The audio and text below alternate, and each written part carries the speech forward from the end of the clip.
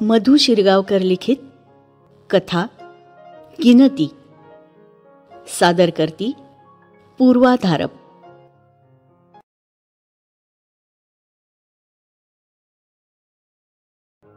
पण गेले तर खरी. वाळूतले बारीक बारीक खडे घेऊन मोजत बसला होता. म्हटलं, काय करतोयस हे? म्हणाला, जिंदगी गिनतोय. म्हटलं, काय, कोणाची? म्हणाला, समद्यांची. तुझी मोजलीस का जिंदगी? तर म्हणाला, नाही त्या चौकशा नगत. तुझी हवी आहे का मोजून? कशी मोजणार? परत तेच सांगलं ना, चौकशा नगत. म्हटलं, काय करू मोजून? हा, यो बराबर सवाल. पण मोजल्या बिगर कळणार कसं काय करायचं ते? मग मीही हट्टालाच पेटले. म्हटलं, असं नाही, आधी सांग, कशी मोजणार? आधी किती जणांची मोजली आहेस, मग ठरवते.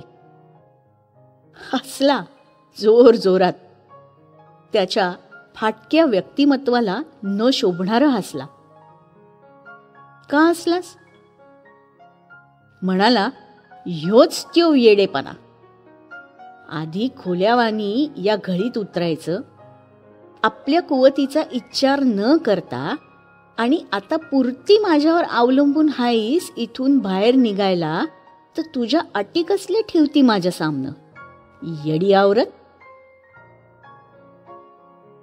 मी उतरले कुठून नि कशी तेच कळेना. शेवटची उडी जरा जास्तच उंचावरून मारली होती खरी, सपाट कड्यावरून. वर चढायचं तर कुणीतरी हात द्यायला लागणार. असं झालंय काय? आता याला जरा गोडीनेच हाताळायला हवं. मी मनातच म्हटलं. मला बनवायचा प्लॅन काय करती ग मूर्खासारखी?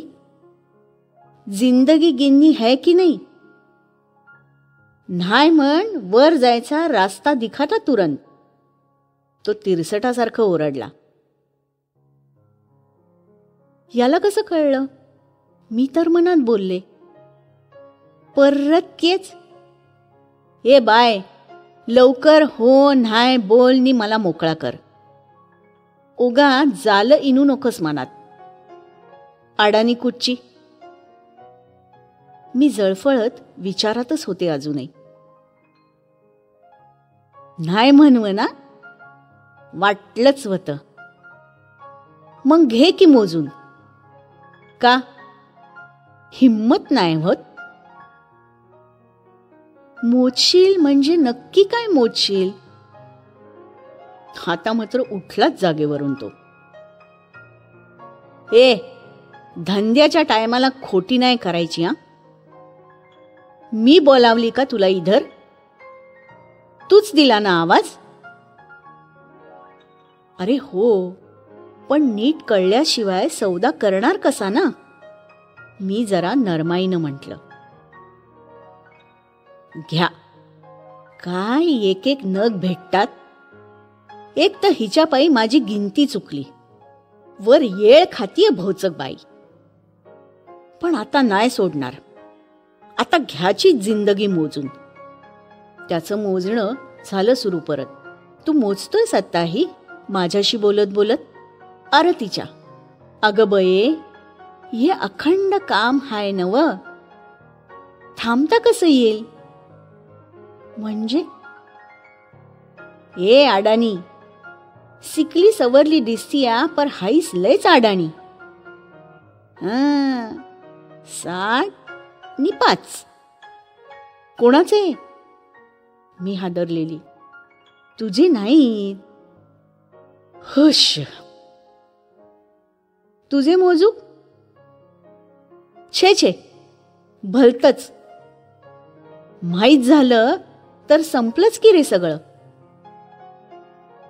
आणि नाही मोजले तर संपायचे राहतील काय?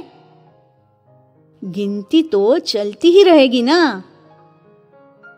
मग आता आता काय, गिनू की नाही? नाही नाही, बिलकुल नाही. मी भराभर वाट शोधत निघाले, तो माझ्या मागे मागे. अरे गिन लो, ऐसा मौका बार बार नहीं आएगा.